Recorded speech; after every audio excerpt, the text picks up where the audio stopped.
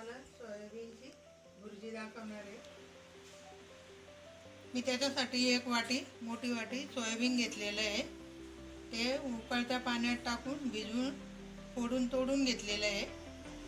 असे छोटे छोटे तुकडे करून घेतलेले आहे। त्याचे कांदा आहे, एक टोमॅटो आहे, थोडीशी कोथिंबीर आहे आणि मग घरगुती मी काळा मसाला केलेला आहे। तो काळा मसाला आहे, लाल तिखट आहे, हिंग आहे, मीठ आहे, हळद आहे। मी फोडणी करून घेते आता।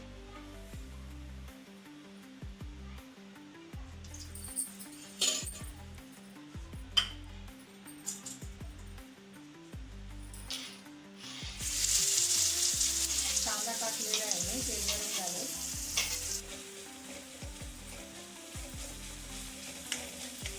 कांदा टमाटा परतून झालेला आहे, मी काढलेला मसाला टाकते।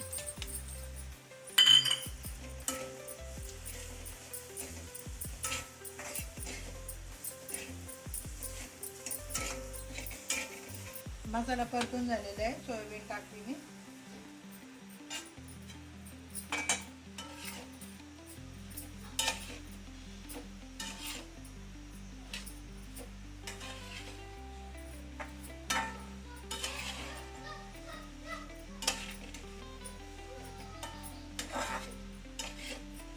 आपली सोयाबीनची भुर्जी तयार झालेली आहे।